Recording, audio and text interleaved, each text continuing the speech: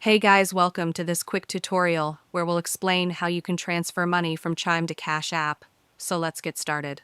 First, open the Cash App on your phone, and once you're on the home screen, tap the bank icon in the bottom left corner. After that, at the top of the screen, you'll see your cash balance. Tap on Add Cash.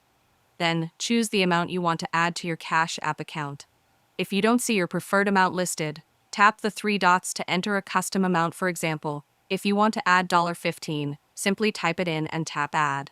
And then, Cash App will ask you to add a bank using your debit card, and this is where you'll enter your Chime debit card details.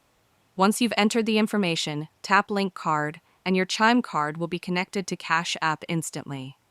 After that, the money will transfer from your Chime account to your Cash App balance right away.